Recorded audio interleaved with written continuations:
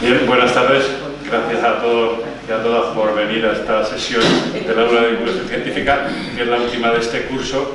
Precisamente terminamos siempre en el mes de junio porque el calor es uno de los elementos que siempre ayuda un poco a la asistencia del público, ¿no? Entonces cerramos hoy el curso y volveremos de nuevo en octubre con nuevas sesiones del aula de divulgación científica. Hoy hemos previsto la realización de una charla sobre terremotos, que creemos que era un tema que realmente resulta tremendamente interesante y que cuando lo comentamos y tal, pues todo el mundo incluso nos preguntó que cuándo lo hacíamos y dijimos, esperaros que todavía no tenemos ponente, ¿no? Hoy ya tenemos ponente, hemos conseguido que el doctor José Jesús Martínez Díaz nos dé la conferencia, y precisamente significar que acaba de obtener la cátedra dentro de Geología Geodinámica en la Facultad de Ciencias Geológicas de la Universidad Complutense de Madrid, y hoy precisamente es su primera charla como catedrático. Le damos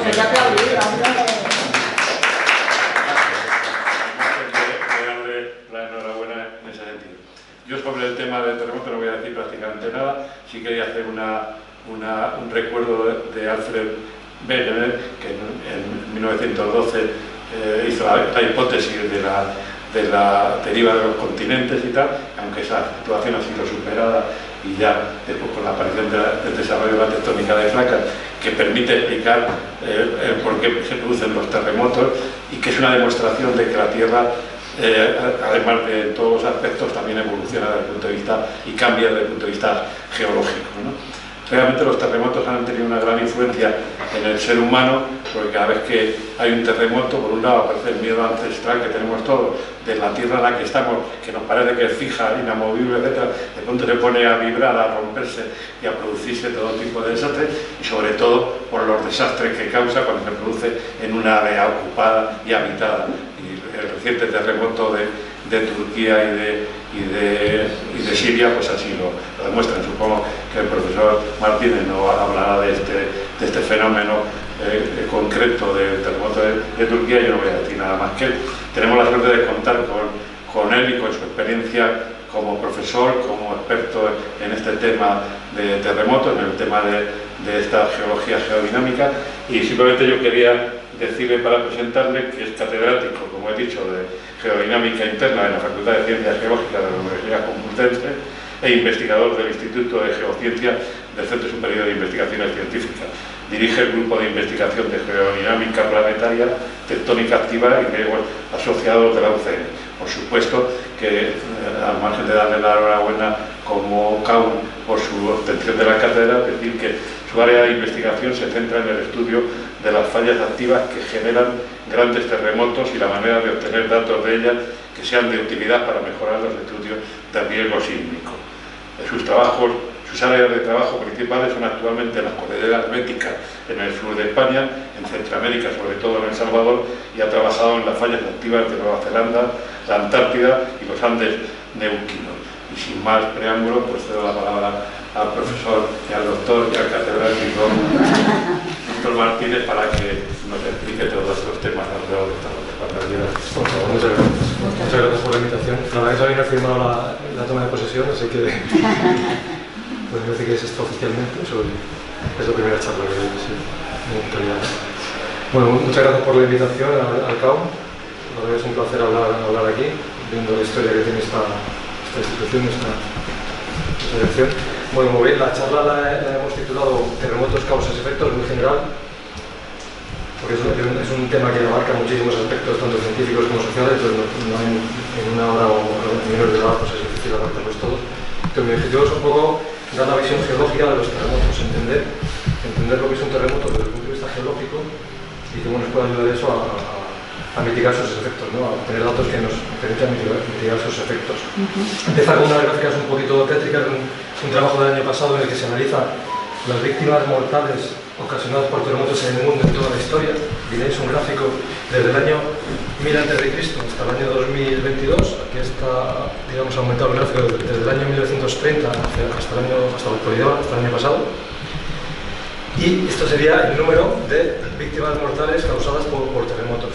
Está en escala logarítmica, que eso sería un muerto en miles. 10.000, 100.000, 1.000.000. O sea, hay terremotos históricos que han causado cientos de miles de muertos en la historia. Aparentemente, al ver este gráfico, bueno, sobre todo este, que sería el número acumulado de víctimas mortales ocasionadas por terremotos en el mundo desde el año cero de nuestra era hasta la actualidad, y vemos cómo va aumentando de forma significativa. No es que haya más terremotos cada vez, los terremotos han sido siempre los mismos, más o menos. Es que aumenta la población y aumenta la exposición, ¿vale? Y lo que estamos viendo es que el desarrollo económico tampoco disminuye el número de víctimas, siguen aumentando, porque sigue aumentando la población y en las zonas donde hay alto riesgo, pues sigue sin hacerse las cosas bien. Sí, pero no hay una pregunta. ¿Y que haya tanta gente en el mundo no influye en que haya más terremotos? No. Pesamos más, hacemos la Tierra. No, eso no. Lo que pesamos, comparado con la Tierra, ha pesado muy poquito. O sea, no tiene nada que ver que estemos aquí tantos. Y fastidiando tanto. No, la energía vamos a hablar un poco de eso. La energía implicada en los terremotos es una cosa que sobrepasa cualquier energía asociada a la actividad del hombre. De hecho, como ejemplo pongo aquí dos terremotos quizás que os suenan. El terremoto de Turquía, que es el último, con el número de víctimas mortales hasta ahora se sabe que ha ocasionado más de 50.000 muertos. Y el terremoto de Lorca, del año 2011, digo, son 9 muertos. Pues dentro de este mare magnum de puntitos que son terremotos con víctimas mortales, pues dos que nos suenan mucho a todos, pues están ahí marcados, ¿no? Para entender un poco mejor esta cosa.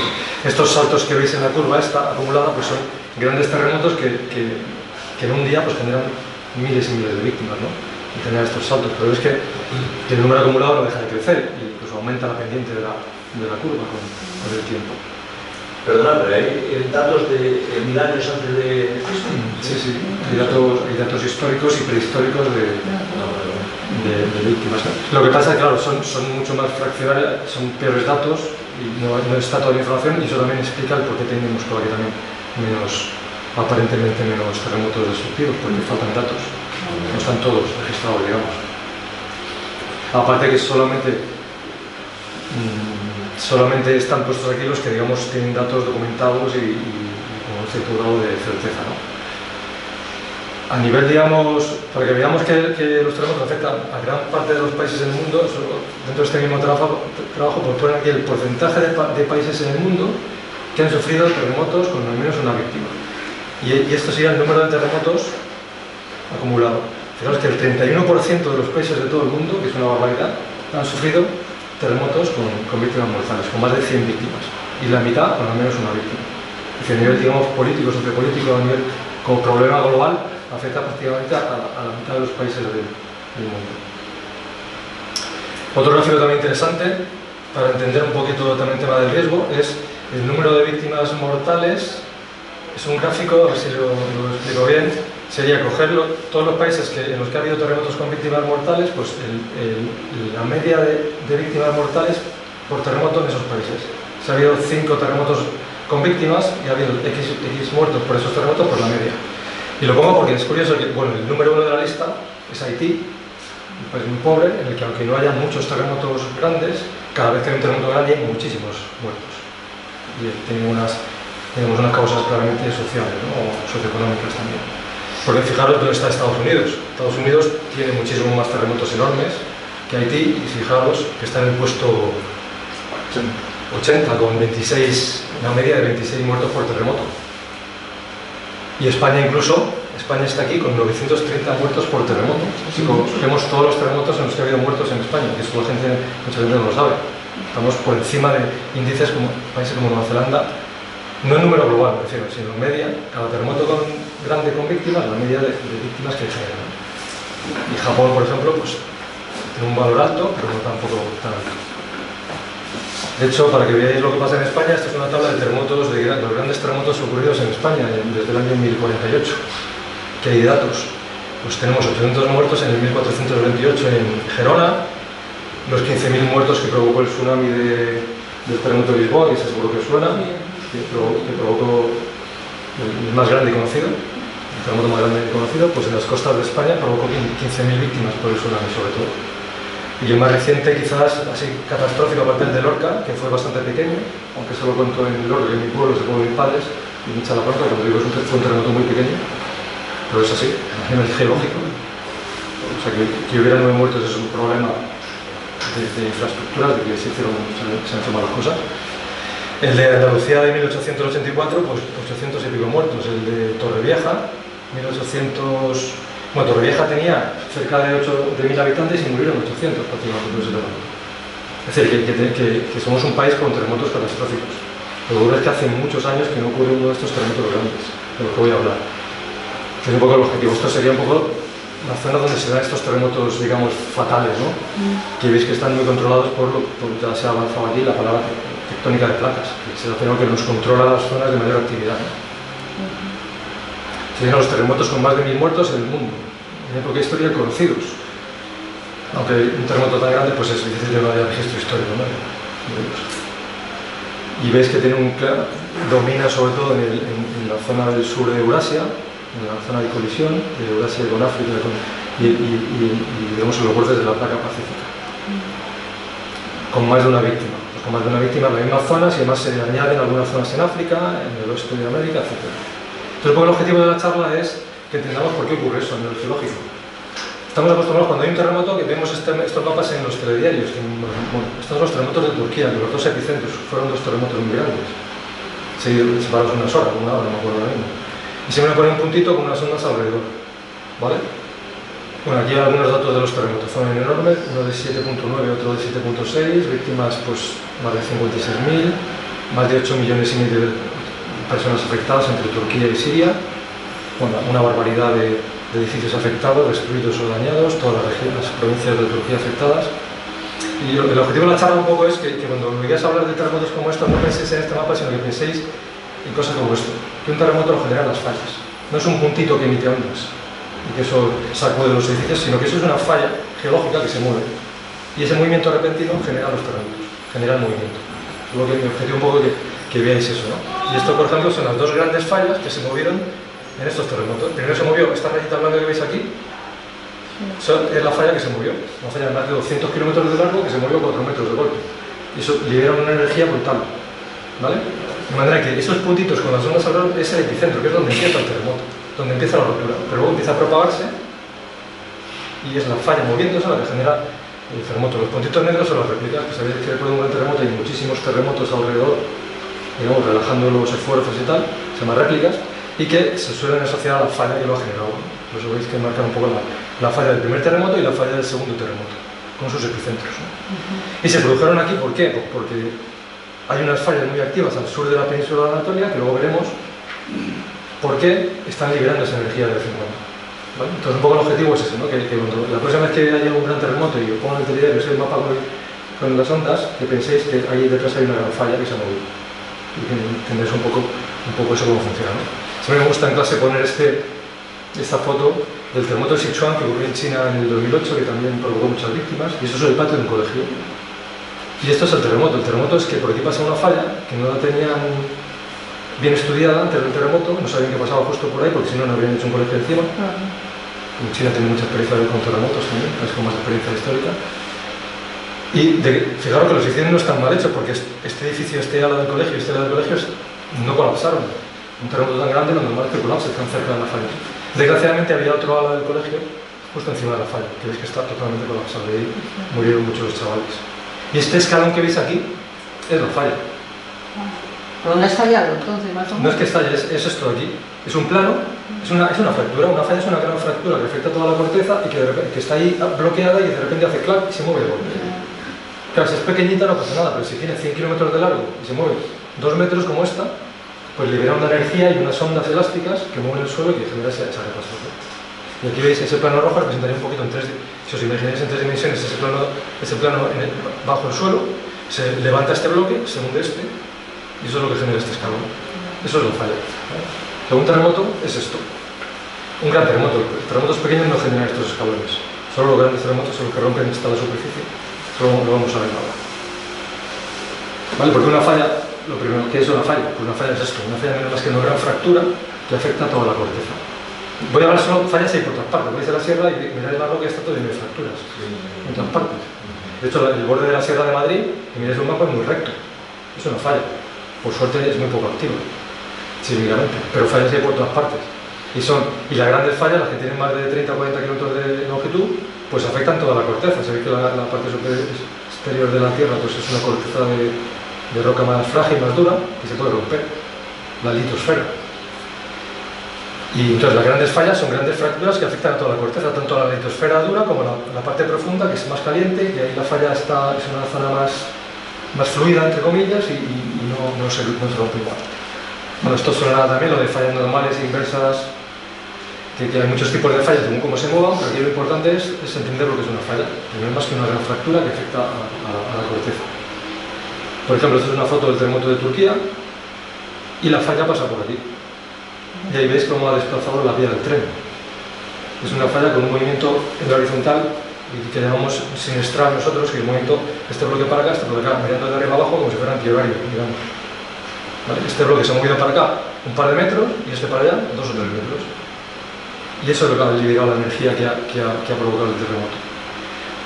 Claro, y el problema es que esta rotura tiene más de 250 kilómetros de largo. Y por eso ha sido tan grande el terremoto. Vale, es decir, que un terremoto no es un puntito con unas ondas alrededor, sino que es una fractura que se mueve de golpe. Y esa fractura genera unas ondas elásticas. Y esas ondas elásticas es la sacudida del terreno. ¿Vale? Y eso es lo que luego tira los edificios. Ahí tengo un vídeo, pero me da miedo abrirlo, porque se va a bloquear la presentación, entonces casi prefiero no abrirlo. Si me metéis en YouTube y ponéis terremoto de Turquía, hay un montón de vídeos, de hecho igual los habéis visto algunos, que de repente empiezan los edificios a moverse así y a colapsar en directo. Y eso es la onda que ha producido la falla al moverse. ¿De acuerdo? De hecho, ¿cómo vemos las fallas en el terreno? Esto es una foto aérea, una foto de satélite de la ciudad de Los Ángeles, en Estados Unidos. Sabéis que por ahí pasa la falla de San Andrés, famosa. Cuando no hay geólogos, casi ninguno aquí, si os dijese que alguien enmarque una línea ahí en la pantalla por dónde podría pasar una falla, ¿alguien ve algo? ¿A que todos veis esto así? Ese caminito. ¿Veis, sin ser geólogos? Ahí estamos viendo que ahí hay algo raro que está como cortando toda la corteza, porque estos son muchos kilómetros. Sí. Y aquí están los montes de San Gabriel y los montes de San Bernardino, y aquí por medio hay como una gran fractura, de hecho hay una rama por aquí y otra por aquí. Y esa es la falla de San Andrés, que se mueve así. ¿Por qué sabemos que se mueve así a largo plazo? Porque la sierra de San Antonio y San Bernardino antes era una sierra que estaba así. Lo que he hecho, he recortado la foto por aquí y he movido esto hacia atrás en el tiempo. ¿Cómo estaba esto hace 10 millones de años? Y si, como sabemos con GPS y tal, a qué velocidad se mueve la falla ahora, pues vamos hacia atrás en el tiempo y nos encontramos que hace 10 millones de años era así, era una sierra única. Se formó la falla de San Francisco, la rompió por aquí y poco a poco se la está llevando hacia el sureste. Claro, se mueve permanentemente. Ahí está, es lo que justo donde voy. Que los GPS me indican que la corteza se está deformando constantemente, pero las fallas están bloqueadas. Se bloquean y van acumulando hasta que no pueden más y se mueven un poquito. Es decir, los GPS que me dicen que esto se está moviendo a unos 33 milímetros al año. Esto se mueve para acá 33 milímetros todos los años respecto a esto. ¿Vale? Pero la falla está bloqueada, que es lo malo. Porque si la falla se moviese constantemente, no sería peligroso. Generaría roturas en el terreno, pero como es una cosa muy lenta, no acumula esfuerzos. Una pregunta, ¿se mueve una de las partes o se mueve las dos en contra? Se mueve, realmente se mueven las dos. Es una cosa siempre relativa. ¿Vale? Entonces, ese movimiento lento de los bloques es constante, porque eso son las placas tectónicas de la tectónica blanca, que eso sí que no se para nunca. Las placas tectónicas sabéis que se están moviendo constantemente, y eso no lo para nadie, porque eso tiene una inercia enorme. Pero los bordes de las placas, las zonas que se están apretando, ahí se fracturan, se generan fallas, y esas fallas sí que están bloqueadas. Es como... Y ese bloqueo lo que va haciendo es que se van acumulando tensiones en el plano, esfuerzos, hasta que ya no puede más y hace clap, y se mueve 1 metro, 2 metros, 4 metros, lo que sea. Y ese es el terremoto. Entonces, la suma de un terremoto más un terremoto durante millones de años es lo que ha generado esto. Es decir, aquí tienes a lo mejor acumulados miles de terremotos de 4 metros de salto. Es decir, terremotos de magnitud 7. Eso es lo que se suele ver aquí, 7 y pico de magnitud. ¿Vale? Pero la suma de miles y miles de terremotos es lo que genera el paisaje al final. Gran parte del relieve que vemos por todas partes está asociado a terremotos que van levantando bloques, hundiendo bloques, moviendo a un lado a otro, y eso genera el paisaje. ¿Vale? Desde en España tenemos muchas fallas activas. Nosotros trabajamos mucho en la falla de la Mar de Murcia, este es el sureste, el campo de Cartagena, el Mar Menor, y esta es la falla que generó el terremoto de Lorca. No sé si se conoce la zona, pero ahí está el Valle del Guadalentín, el Bajo Segura, pues toda la falla que limita por el oeste, el Valle del Guadalentín, que bordea la sierra esta de las Estancias, la sierra de la Teza, que está Lorca, Totana, Alhama, pues esto es una falla, es la falla de Alhama de Murcia. En el año 2011, un trocito minúsculo de esa falla, de 3 kilómetros, generó el terremoto de 2011, que fue un terremoto de 5, de magnitud 5, nada más. El terremoto, aquí he puesto la falla del terremoto de Turquía, es decir, el terremoto de Turquía se movió desde aquí hasta aquí, 250 kilómetros y 4 metros de golpe, se desplazó. El terremoto de Lorca, he puesto a escala, este mapa lo he cogido, lo he puesto a la misma escala que Turquía. Fijaros, todo esto es la falla de Alhama entera, pero lo que se movió en el 2011 es que no lo puedo ni dibujar. Son 3 kilómetros que he puesto ahí, es un puntito amarillo. O sea, este trocito que se movió en 2011 de la falla es un puntito aquí que ni se ve. Mientras que el terremoto de Turquía se movió desde aquí hasta aquí. Por eso este fue de casi 8 de magnitud y este fue de 5. Y eso explica la diferencia de tamaño de los terremotos. ¿Vale? Claro, pero eso quiere decir, no sé si te interrumpimos, No, que no, todo no, el terreno en 250 kilómetros se desplazó 4 metros. Exacto. Sí, sí. De hecho, pondré algunas fotos de campo donde se ven los desplazamientos. Vale, bueno, la tectónica, sabéis lo que es la tectónica de placas en general y sabemos que la tectónica es el motor, digamos, que nos explica por qué existe la sismicidad donde existe. Esta es una animación, como está el PDF, no lo voy a abrir por lo mismo porque no creo que se bloquee la presentación, pero es un visualizador de terremotos que es súper chulo porque aparece este mapa de golpe y tiene abajo una flechita que le dais y aparece una animación de cómo han ido ocurriendo los terremotos desde hace 100 años. Y podéis cambiar la velocidad incluso y luego hacer hasta visualizaciones 3D, hacer zooms y tal, y es bastante espectacular. Es muy didáctico, digamos, para ver dónde ocurren terremotos, ¿no? Entonces veis que la mayor parte de los grandes terremotos están bordeando la placa pacífica, que es todo esto, en el oeste de América, que son zonas en el contacto entre Eurasia y África, que son zonas de borde de placa. ¿Vale? Ya sabéis lo que son las placas tectónicas. Sabemos que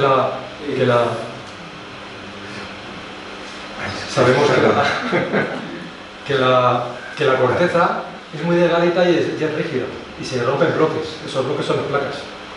Y hay unas fuerzas, pero no voy a entrar en eso, pero hay unas fuerzas que mueven esas placas lentamente y hace que a veces converjan, a veces se separen y a veces deslicen. Y eso es lo que genera las fracturas, las fallas en las zonas de contacto. Aquí tenéis los vectores de movimiento generales de las grandes placas, ¿no? Tectónicas o placas litosféricas, que se les llama también. Ahora que tenemos tantas redes de GPS por el mundo, se sabe perfectamente cómo se mueven unas respecto a otras, que son estas flechas que tenéis aquí de velocidad. Lo que decíais antes de cuál se mueve respecto a cuál es una buena pregunta, porque todo se mueve respecto a algo. Cuando un coche choca contra un muro, el efecto es el mismo. Si el muro está quieto y el coche choca contra el muro, el coche está parado y la pared choca contra el coche. Hay ensayos que mueven las paredes de hormigón. Es lo mismo, en física pues una fuerza tiene su fuerza reactiva, ¿no? En sentido contrario. Entonces, según cómo se mueven una respecto a otra, pues convergen, divergen o deslizan, ¿no? Y esto se produce porque la estructura de la Tierra me dice que hay una litosfera. Siempre me gusta poner esto porque generalmente estos quesitos que nos explican que la corteza tiene un núcleo interior, núcleo exterior, un manto y una corteza, siempre están hechos sin guardar la escala. La Tierra tiene un radio de 6.400 kilómetros más o menos. Y la corteza, esta parte, digamos, que se puede fracturar con fallas, tiene 50 kilómetros más o menos, como máximo. Claro, si pones 50 kilómetros a escala, esto no está bien dibujado. Me lo dice mejor una manzana, la sección de una manzana. Si yo miro la sección de una manzana, la piel de la manzana sería la litosfera. Donde vivimos, vaya. Donde vivimos nosotros. Donde vivimos, sí, esta corteza dura que se puede romper. Al moverse las placas se rompe. Esa es la litosfera, del litos de piedra en griego, litosfera, la parte de la esfera dura, como una piedra. Debajo de la litosfera hay un poquito de manto y luego está la astenosfera de astenos. La astenia primaveral, astenos significa débil, en griego. Astenosfera sería la parte débil de la esfera, es una capa que no es que sea fluida, pero que permite que los continentes se muevan encima de ella, como si estuvieran flotando, entre comillas, encima de la astenosfera. Eso es lo que hace que se muevan las placas, ¿vale?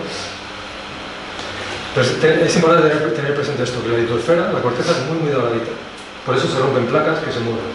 Y se mueven porque están flotando, entre comillas, sobre la astenosfera. Y se mueven, pues convergen, divergen, pues todo lo que... Si alguna vez habéis leído algo de tectónica de placas, os han explicado algo, pues los típicos gráficos de las dorsales medio oceánicas que se abren, la zona de solución que se mete una placa debajo de otra, otras placas que deslizan una respecto a otra, pues hay todo tipo de contactos, ¿no? Bueno, esto es un poco un resumen de lo que estoy contando, ¿no? Que al final la tectónica de placas, que no, ahí está puesto que es una teoría, realmente no es una teoría, es un paradigma. Cuando una teoría se demuestra, y es un fundamento ya para muchísimo conocimiento posterior, ya se convierte en un paradigma. Es como la teoría copernicana, que ya de que damos vuelta a lo que eso es una teoría, eso es verdad, y está demostrado, por lo tanto es un paradigma.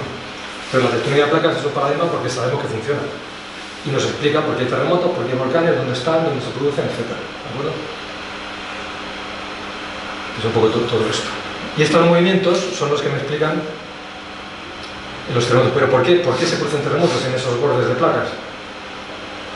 Pues básicamente por esto, porque si yo tengo dos placas que están convergiendo, no chocan. A mí no me gusta cuando hay un terremoto que siempre sale un experto por lo que diciendo están las dos placas que colisionan. Para mí una colisión es cuando hay dos cosas que están separadas y chocan. Pero aquí las placas no están separadas, están en contacto permanente. Están convergiendo, o se separan, o se meten una por debajo de la otra. Eso no es que choquen, pues están en contacto. Como si tienes dos coches en contacto y el de delante va más lento que el de atrás. Pues lo que va a hacer el de atrás es apretar, abollar el de delante, bueno, se abollan entre ellos, se deforman y generan una zona de deformación, porque el coche de atrás va más rápido que el de delante. ¿Lo veis? Que no es lo mismo que colisionar. Es que uno va más rápido que el otro y lo que hacen es chafarse uno a otro por la cambio de velocidad. Eso es lo que pasa exactamente.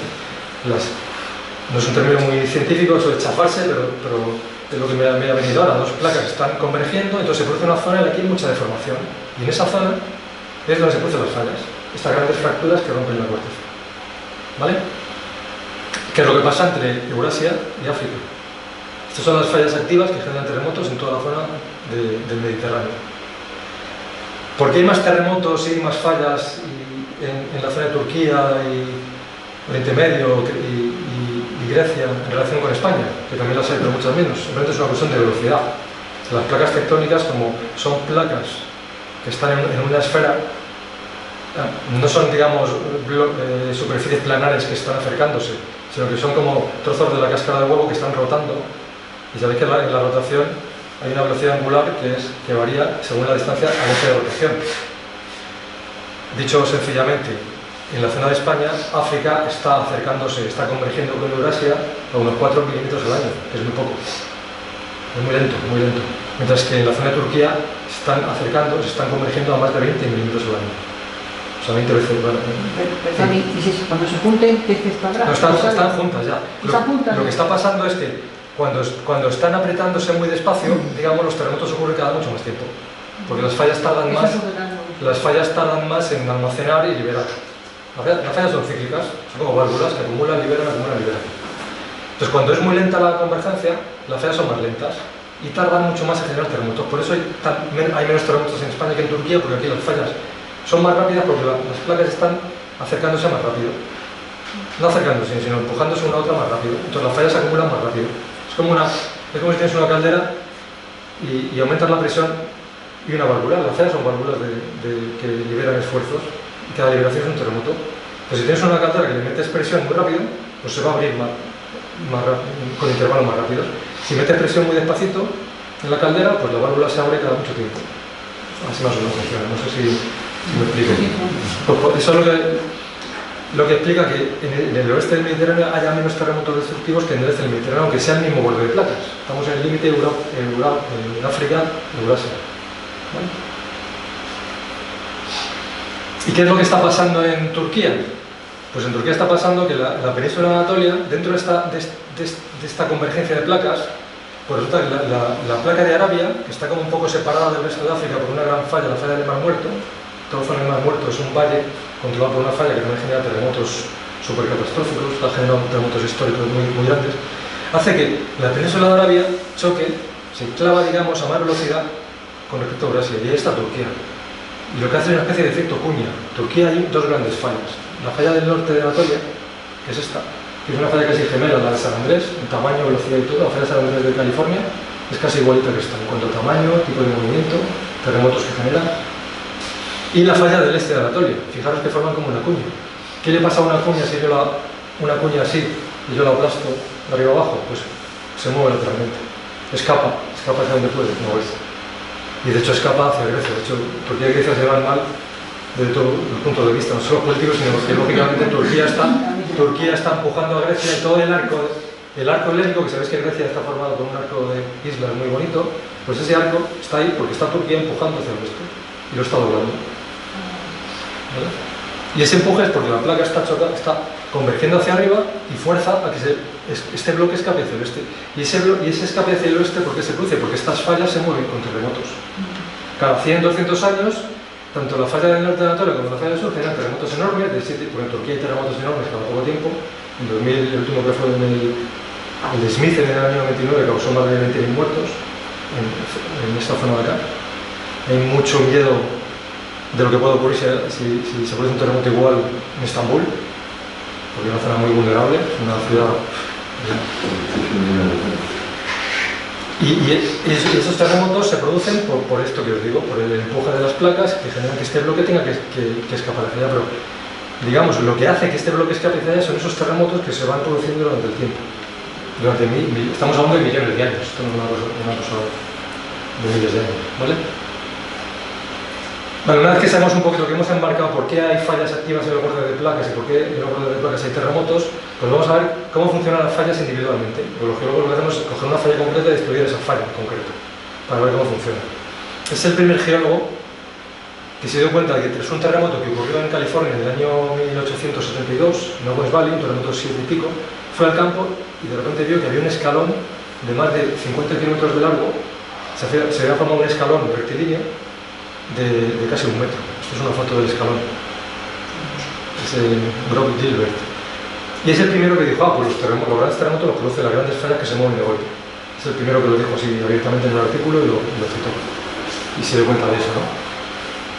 Y aquí lo veis, este escalón que veis aquí, que está atravesando este abanico aluvial, es ese terremoto. El día antes no estaba. Se produjo el terremoto y este hombre fue allí y vio que se había producido eso y interpretó eso. Pues esto es una gran falla que cuando se mueve genera los terremotos.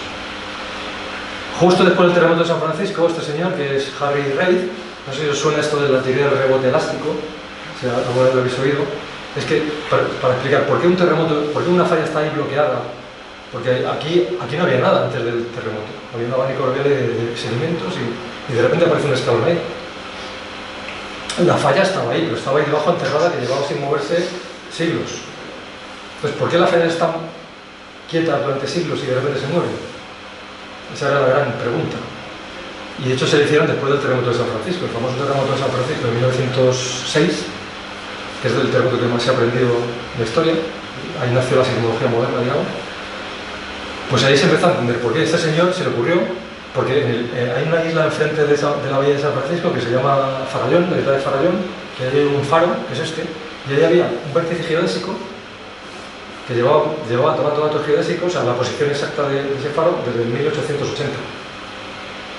Y luego había otros vértices geodésicos, o sea, los vértices que marcan la posición exacta de un punto en la corteza, en la roca.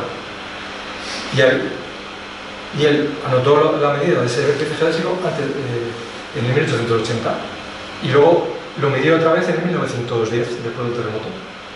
Y vio que se había movido no sé cuántos centímetros. Mientras que otro vértice geodésico que estaba más cerca de la falla, esta línea roja que veis ahí es la falla de San Andrés, es la falla que se movió durante el terremoto. Otro vértice geodésico que había muy pegadito a la falla se había movido mucho menos. Y entonces él pensó, o sea, yo tengo una falla que sé que pasa por aquí porque ya la he visto moverse en 1906, se ha movido de golpe de 500 kilómetros y 4 metros. Y luego tengo dos vectores de movimiento, uno me dice que cuanto más lejos estoy de la falla, más se mueve la corteza. Y cuando más cerca estoy de la falla, menos se mueve. Y la falla no se movía antes del terremoto, estaba bloqueada.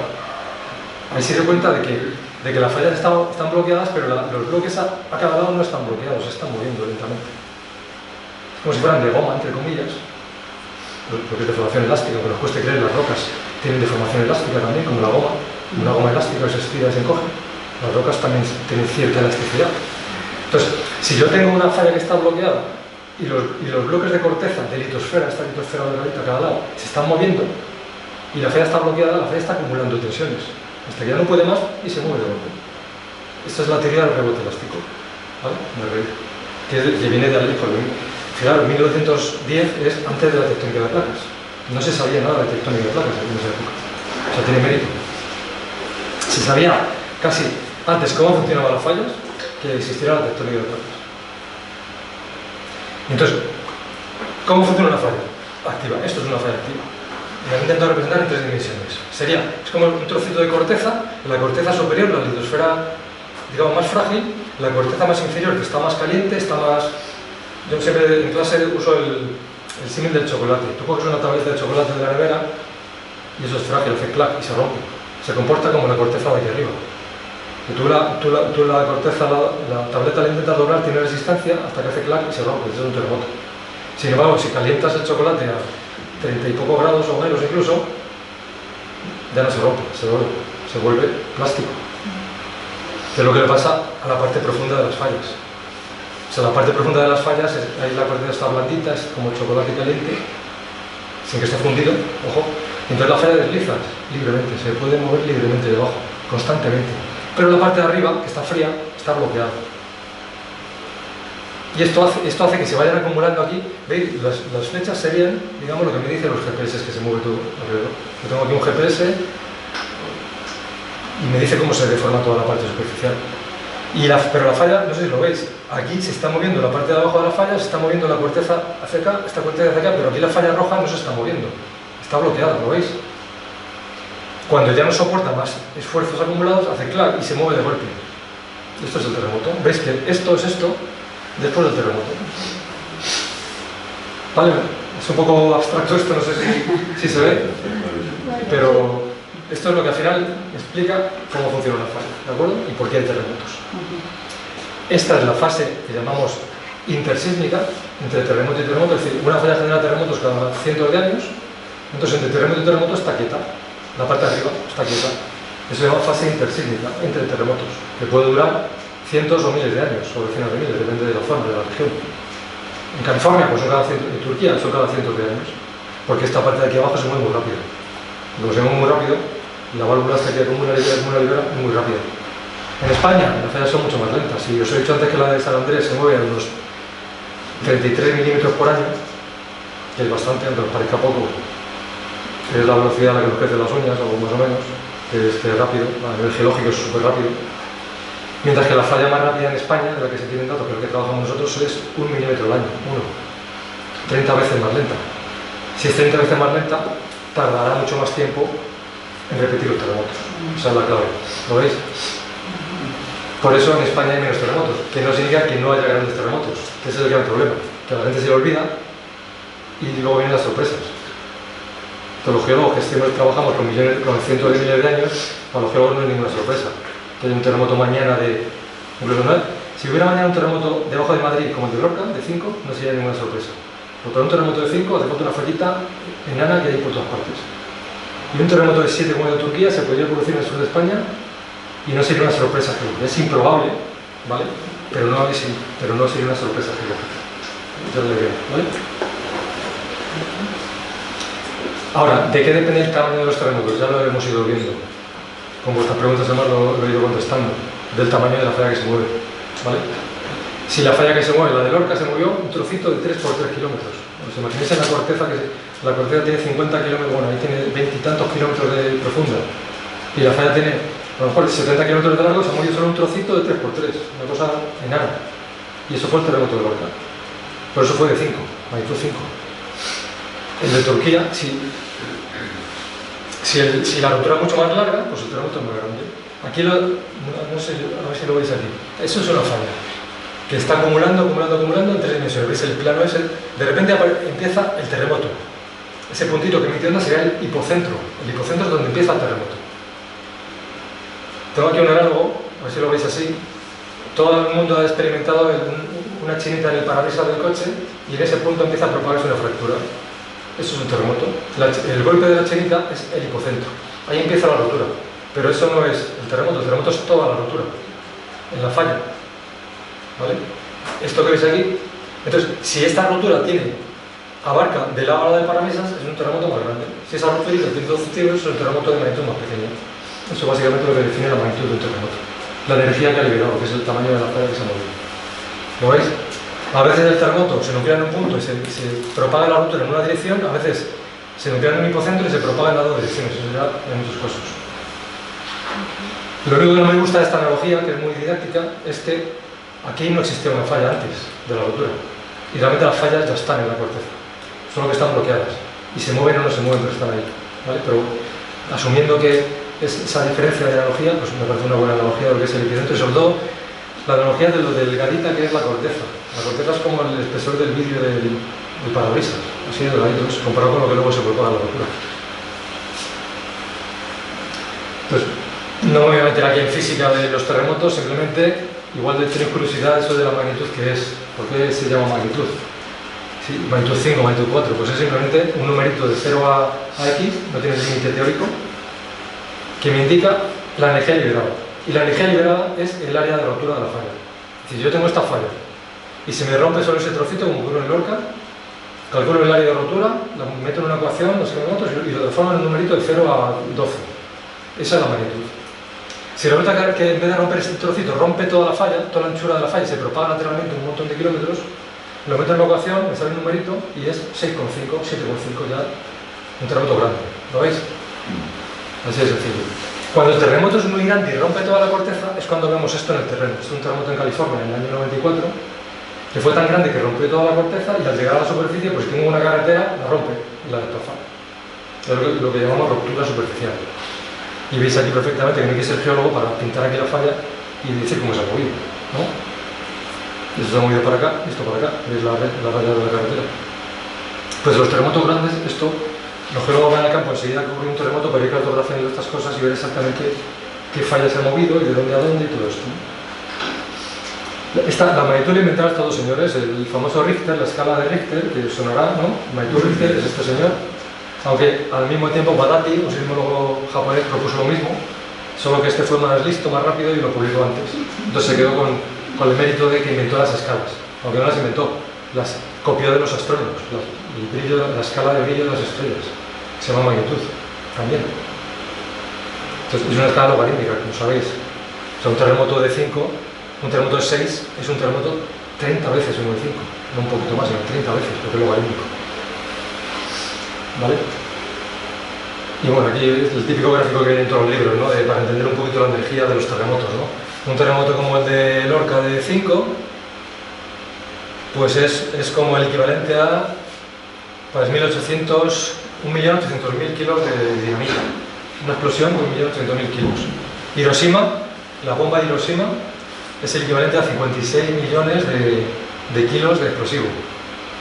El terremoto de Turquía de hace unos meses fue de casi 8, pues estamos en 56.000 millones, o sea, 1000 veces, mucho más de 1000 veces la bomba de Hiroshima, energéticamente hablando. Pero veis lo que, por eso decíamos que la energía que genera el hombre, por mucho que podamos destrozar la biota del planeta y tal, a la geodinámica del planeta no le hacemos nada. A las placas tectónicas esto es una picadura de mosquito. Una bomba atómica es una picadura de mosquito para la tectónica de placas. Esto es una catástrofe a nivel biológico, a nivel ambiental, pero a nivel geodinámico de las placas, esa es una energía que está a otro nivel. Os he dicho que no hay un límite teórico, sí que hay un límite para la magnitud. Entonces, eso es un grupo de música de tres cantos que se llama, debe tener un sismólogo en el grupo, porque sacaron, el grupo se llama XXL, y sacaron, esto es un CD, que lo titularon 12.0 Richter, y una tierra partida por la mitad.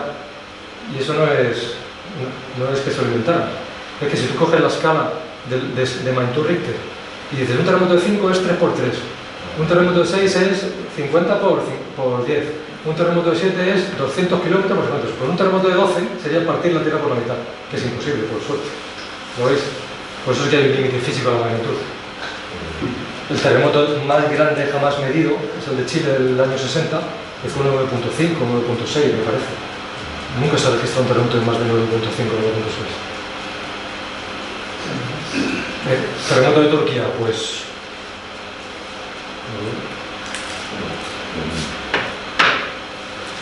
Pues ejemplos de la rotura. Después del terremoto fueron la gente a caminar por la falla y empezaron a encontrar estas cosas. Esa es la falla que se movió. ¿Vale? Y esto es esta falla, la falla del este Anatolio. Fijaros el movimiento que es, si miráis de arriba abajo, esto para acá es movimiento antihorario. antihorario de las flechas. Si miráis esta gran falla, la derecha de la torre es antihorario. Es decir, esto que hemos visto aquí sería como un pulso dentro de este proceso de escape del empuje de Turquía contra Grecia. Este terremoto sería como un pulso de ese empuje. Y en lugar de ser una cosa constante, va como pulsos. Cada terremoto es un pulso de ese movimiento. ¿Lo veis? Bueno, hay unas fotos ahí en internet, si metéis. Yo todo esto lo bajé de Twitter porque una cosa buena, a mí Twitter me parece un lodazal para muchas cosas, pero para catástrofes naturales y terremotos y tal es una fuente de información espectacular. En 2 días bajas una cantidad de información espectacular, sí.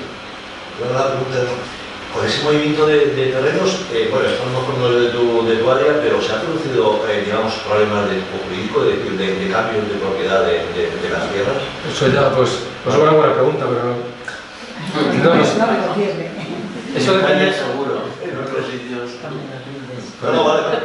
Pues seguramente, igual en Estados Unidos seguramente sí haya problemas con esas cosas. Como en estos países, no,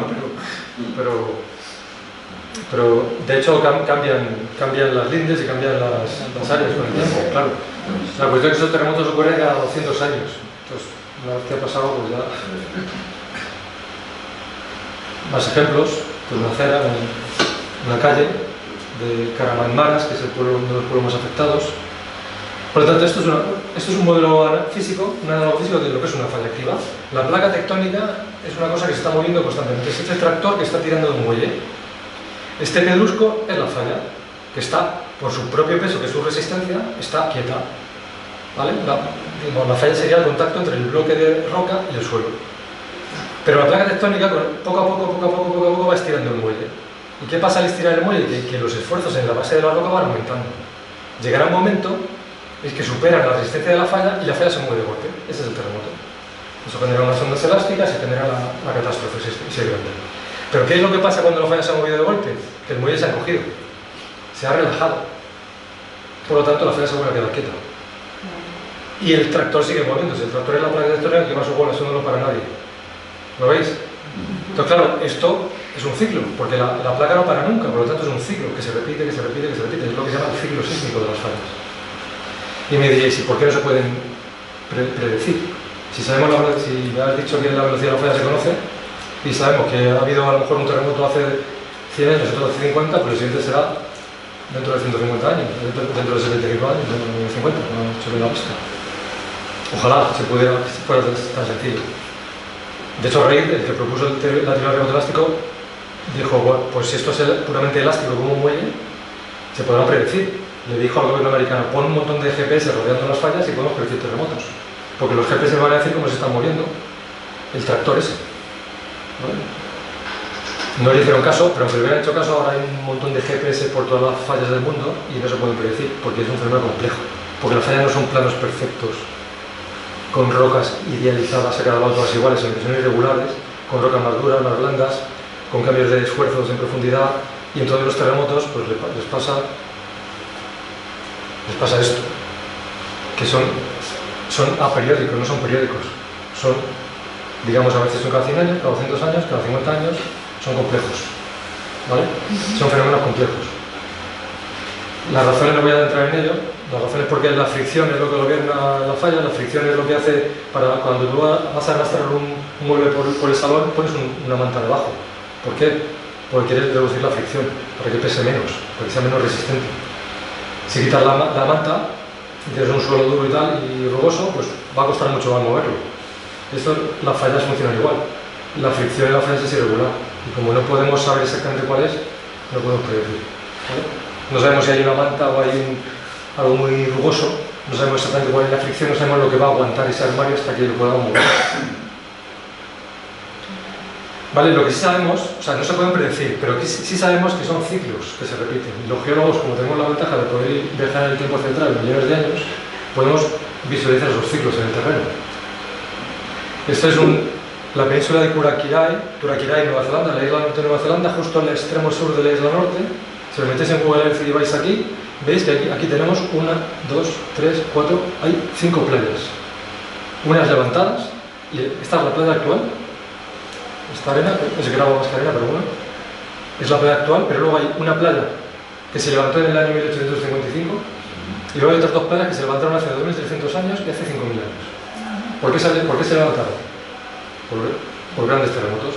El del 1855 se conoce, porque es histórico, y hay descripciones, y fue un terremoto de lo más grande que se han registrado jamás, y levantó de golpe, la falla aquí no se ve, la falla está en el mar, pero como se tenía componente vertical, levantó toda la costa de golpe, varios metros.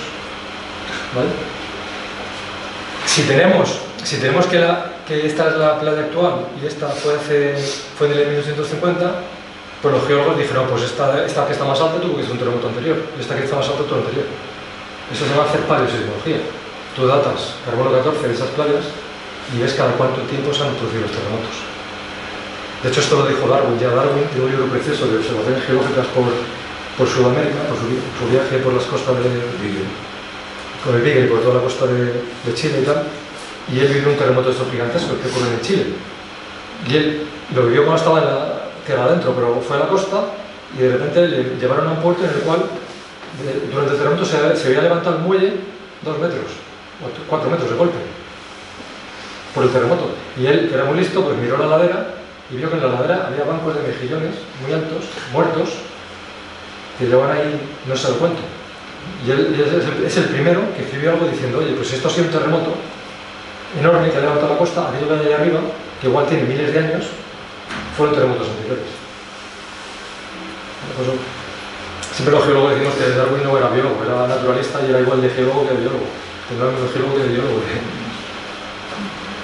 Total, que aunque no se puedan predecir, sabemos que son cíclicos y por lo tanto, si con geología podemos decir, si ocurren cada cientos de años, cada miles de años o cada decenas de miles de años, podemos sacar una probabilidad, que es lo que intentamos hacer. ¿Vale? Y ahí es donde entra el tema del riesgo, de poder planificar lo que puede ocurrir en la región para evitar víctimas. Vale, voy a ir terminando porque no quiero enrollarme demasiado. Hacemos cosas como esta es una trinchera abierta en El Salvador, por aquí pasa la falla que generó un terremoto catastrófico en El Salvador en 2001, no sé si alguien lo recuerda. Pues aquí hicimos unas zanjas y vimos la falla que pasaba por ahí. Y se ha visto que ha habido terremotos cada 200 y pico años en esa falla. Por lo tanto, ahí puede ser una probabilidad, no una predicción, una probabilidad de que en los próximos 50 años ocurra un único o va a ser de grande. Y ahí ya puedes gestionar cómo hay que construir. En El Salvador pues es muy complicado eso, ¿no? Pero en países que tengan medio, pues se pueden hacer más cosas. Bueno, fotos de trinchera de cómo se estudian y tal, no voy a entrar en detalles. Entonces, ¿qué pasó en Turquía? Que en esto termino. Creo que ya lo hemos ido viendo durante la charla. En Turquía se movió esta gran falla y generó un terremoto de 7,8. Esto que veis aquí de colores debajo es una cosa que está que es un poco el futuro de los mapas de deformación, es que cuando hay no solo se usa para terremotos, sino para cuando se construye un edificio donde lo deben y se hunde el terreno, por ejemplo, lentamente, cuando se extrae agua de los acuíferos y se producen asentamientos por extracción de aguas, movimientos lentos de la corteza. Pues coges una imagen de satélite, de radar, antes del evento, en este caso del terremoto, y coges otra después.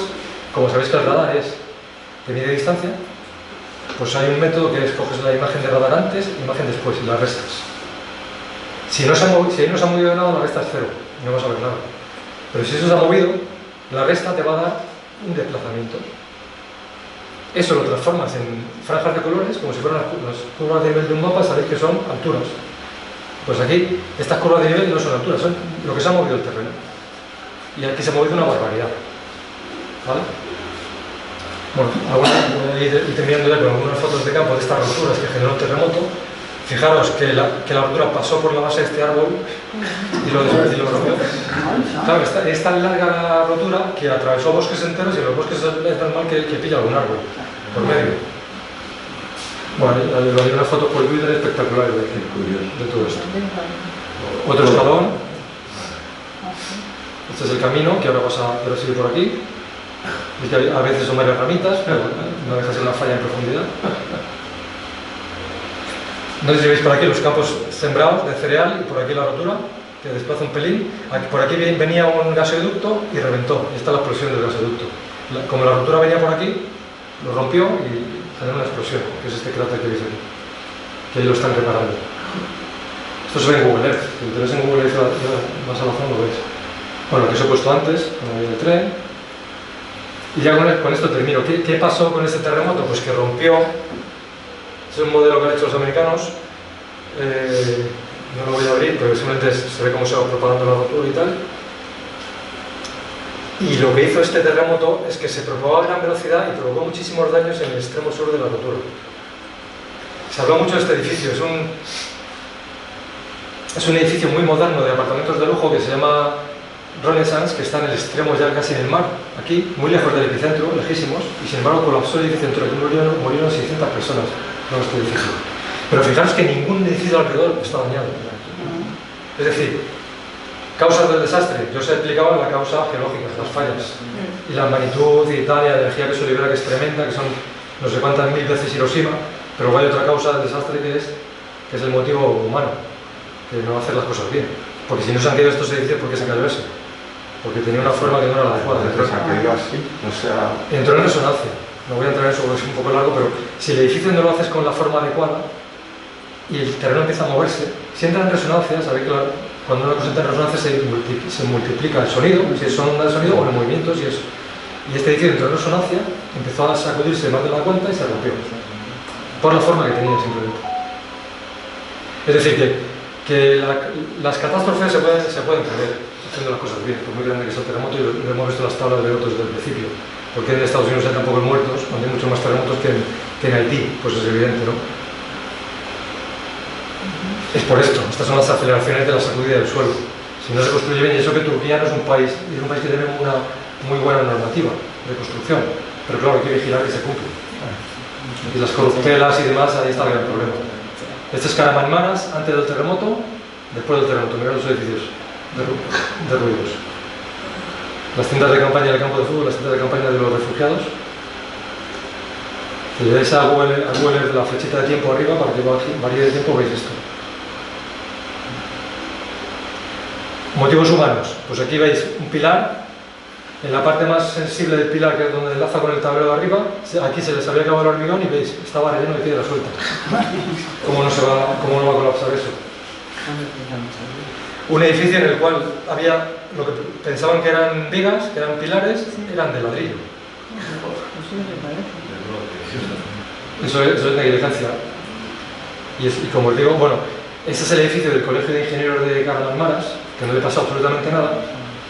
Faltaría más con el Colegio de Ingenieros. Pero fijaros cómo quedó todo alrededor. O sea, está claro que el desastre se puede evitar, ¿no? Aquí veis un edificio en el cual hay una columna, un pilar aquí y desaparece en la última planta. No tiene sentido estructural. Y como digo, Turquía es un país muy avanzado en el campo de los terremotos. Tiene un mapa de peligrosidad que es de probabilidad que ocurra buenísimo, de los mejores del mundo. Tiene una red de vigilancia espectacular y tiene una normativa muy buena, pero falla el cumplimiento. No se vigila que se cumpla, que es lo que a lo mejor está pasando aquí. Aquí nunca hemos tenido un terremoto reciente así. El día que ocurre un terremoto así, vamos a ver si está cumpliendo aquí de verdad la norma o no. Es la prueba del algodón, desgraciadamente, ¿no? Y un poco con este mensaje voy a... Tenía el mapa de peligrosidad de la península, que se ha hecho hace poco. A raíz del terremoto de Lorca se rehizo. Se hizo pero para que veáis lo que son las cosas, el terremoto fue en el 2011, ese es el mapa de peligrosidad, pero la nueva norma de construcción se ha aprobado hace un mes. Hemos estado desde el año 2011 hasta hoy con la norma del año 2002 de construcción. Se ha aprobado hace un mes y todavía no está firmado y tal y en funcionamiento. Y con esto termino. O sea, mi idea es que después de la charla, que ya cuando veáis esto, pues penséis en esto. Y que entendáis un poquito lo que ha pasado hoy, ¿no? Y ya está. Con esto termino.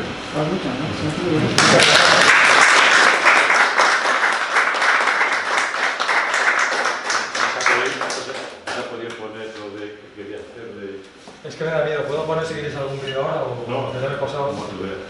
Te lo digo, sí que lo tenía. Tengo un vídeo de... Había traído unos vídeos de animación.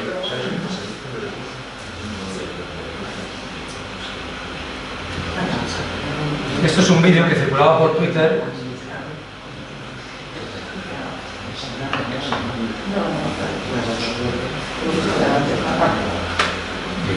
Lo voy a parar un segundo porque es un coche, no sé si alguien lo ha visto en Twitter este vídeo. Es un vídeo de una persona que va circulando con el coche con una cámara en el salpicadero y de repente empieza el terremoto. Entonces fijaros, va a parar un poquito más adelante y entonces fijaros en este edificio y en las chimeneas que hay en el edificio al lado cómo empiezan a moverse. Pues el terremoto duró más de un minuto. Ahí empieza el terremoto, él se para porque se asusta. Entonces fijaros ahora cómo empieza, la gente empieza a correr porque ya ha empezado el terremoto. Mirad el edificio cómo empieza a oscilar, mirad estas chimeneas que se están cayendo y empiezan a colapsar los edificios. Y ahí ya pues no sabe qué le pasó, si le cayó algo encima al coche o qué, pero se rompió la grabación. Y yo tengo uno del terremoto de Lorca, para que veáis la diferencia de un terremoto grande y uno pequeño. Son cámaras de supermercados.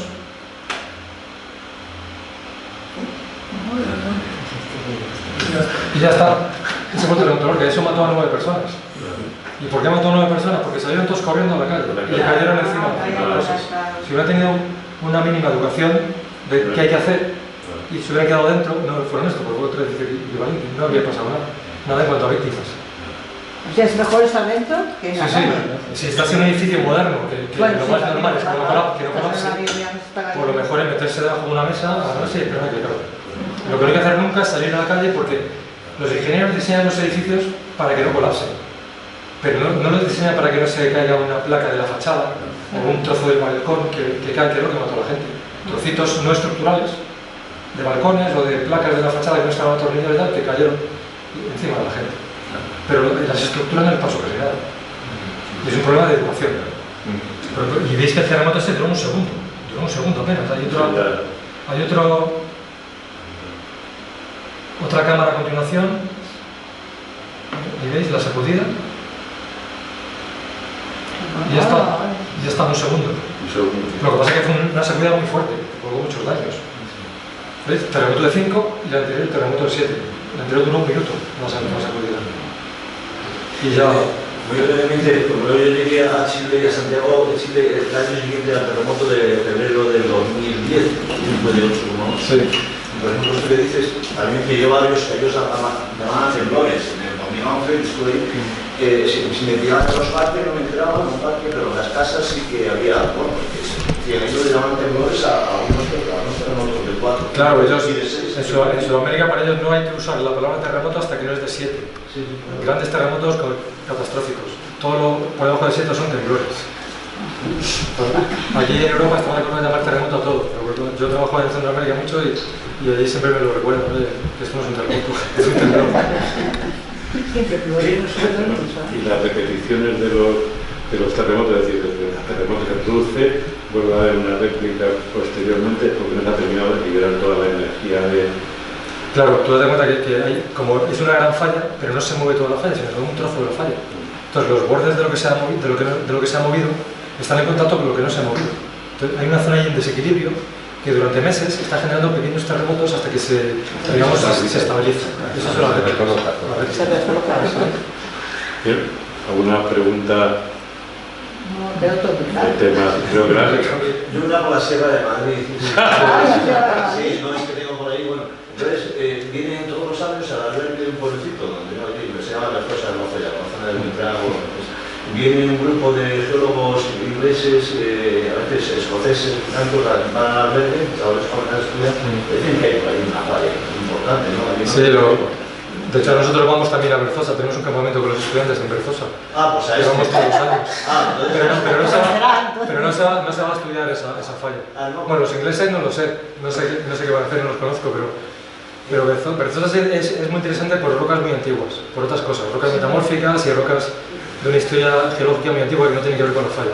La falla que bordea la sierra, digamos, es una falla que por suerte, o sea, por tamaño podría generar un gran terremoto de estos, pero por suerte en España lo que ocurre es que todo el empuje de África se queda absorbido en el sur de España, en las Béticas, por eso en las Béticas hay más terremotos, de Murcia, Almería, Alicante están casi todos.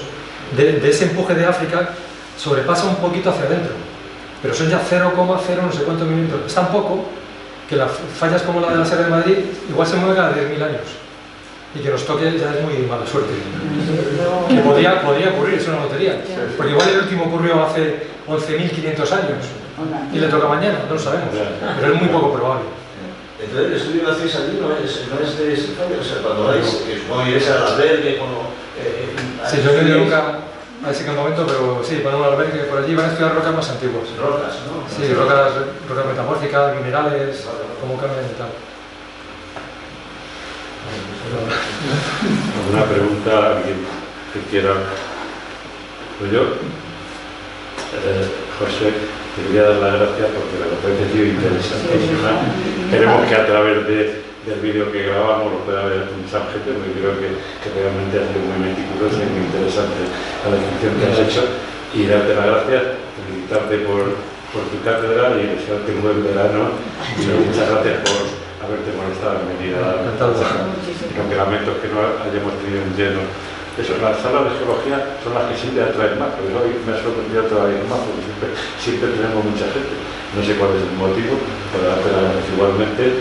Y bueno, esperemos que a través de, como digo, de la grabación, pues podamos hacerla más popular. Muy bien. Gracias.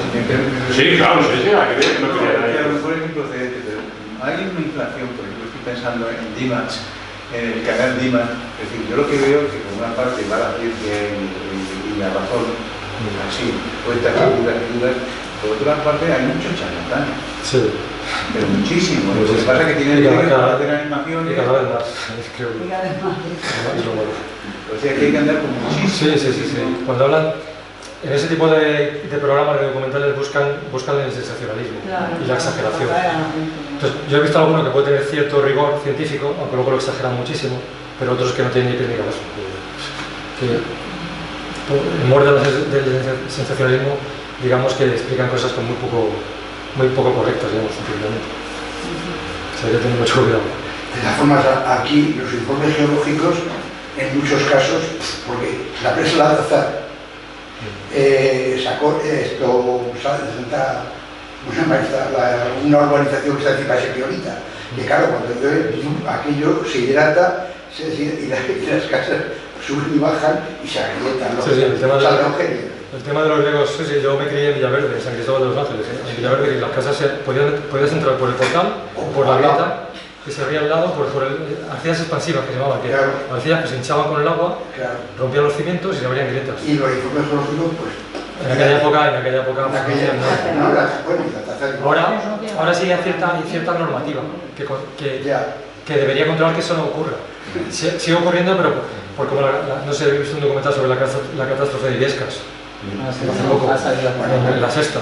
Eso es otra negligencia brutal de cómo se puede poner un camping en una bahía aluvial que sabes que cada X años va a haber una... En todo Levante, todo construyen aposta, vamos, a pegar dinero en Lorca, la falla de Lama, que es lo que os he contado, yo hice mi tesis allí, y claro, la falla de Lama está limitando la sierra de la huerta.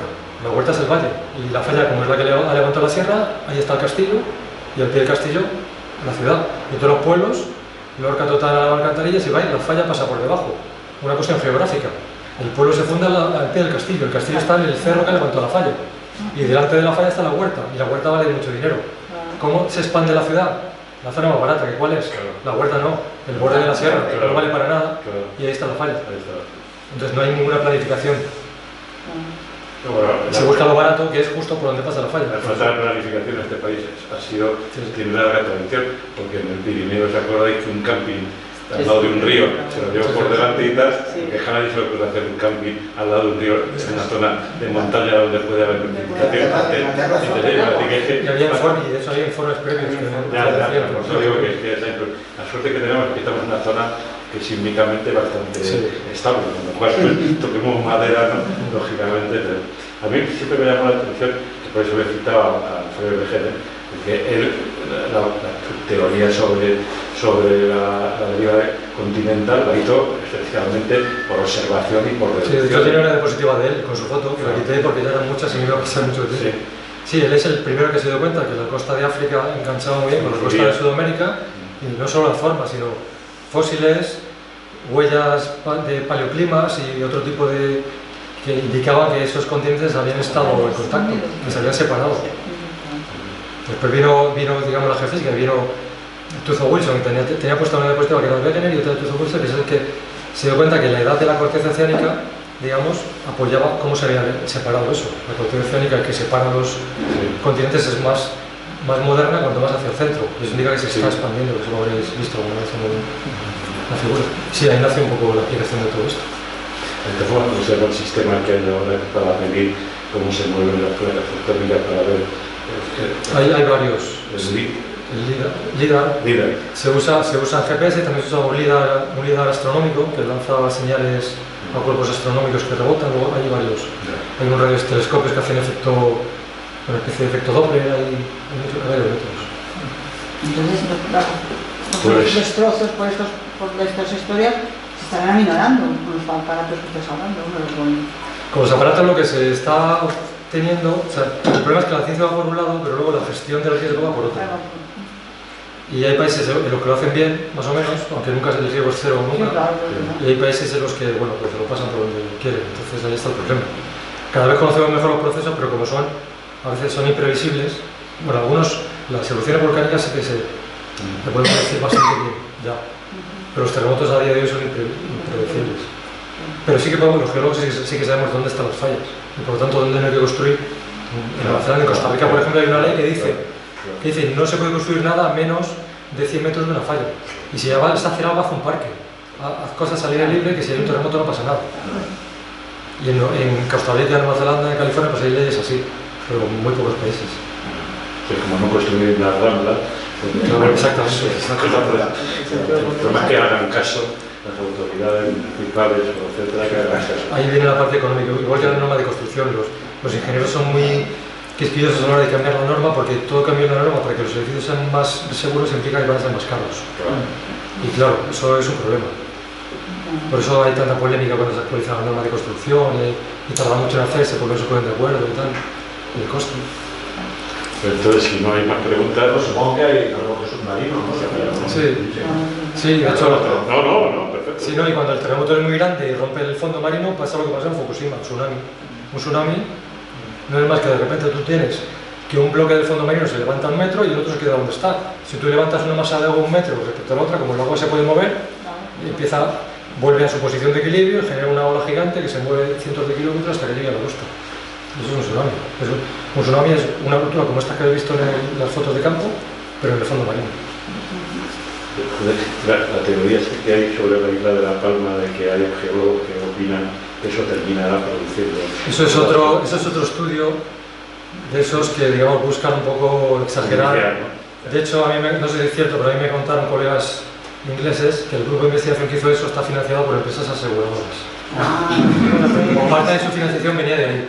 Entonces, les interesaba, aunque digamos la metodología que utilizaban era correcta y tal, pero digamos dentro de unos modelos siempre puedes quedarte con los extremos o con la media. Ellos se quedaban con el extremo que implicaba pues, el caso máximo y lo exageraban. Porque a la empresa que le financiaba parece que eso le gustaba. El asustar a la gente y tal, para el tema de los seguros, pues Sí, claro, porque producía un tsunami monstruoso. Y sobre todo países que no tienen, nosotros tenemos la suerte de tener el consorcio de compensación de seguros, que es un invento bastante bueno. ¿Y eso qué es, por favor? Que todos cuando tenemos un seguro, de lo que sea, pagamos una pequeña, en el recibo verás que hay una pequeña cantidad que pone para el consorcio, Sí, no sé. que es un fondo estatal, que si ocurre una catástrofe, no hay ninguna empresa aseguradora privada que pueda hacer frente a una catástrofe enorme como el terremoto Lorca o tal. Entonces ahí el Estado tiene un fondo de dinero para eso. Los americanos, por ejemplo, no tienen eso. Entonces, si tú quieres asegurar tu casa para terremotos, tienes que pagarlo. Entonces, ahí hay muchos científicos trabajando para aseguradoras, para ver exactamente la prima de riesgo que tienes que meterle a una casa para... Y aquí en España no. No, pero de todas formas en el consorcio tienes que tener seguro. Tienes que tener, sí. Para que te cubra. Si no, No, lo que ha pasado eso. Nosotros tenemos seguro en una casa, la casa de mis padres, que sufrió muchos daños, teníamos seguro y nos cubrió la reparación. Mi tía que vivía al lado no tenía seguro. Y en esos casos, o bien el Estado da ayudas extraordinarias fuera del consorcio o te quedas sin casa. Pues nada, darle las gracias a Manuel Martínez. Muchas gracias. Verano, seguimos en octubre. Es decir, cuando el tiempo vuelva a ser un tiempo asumible. Pero todavía se puede estar.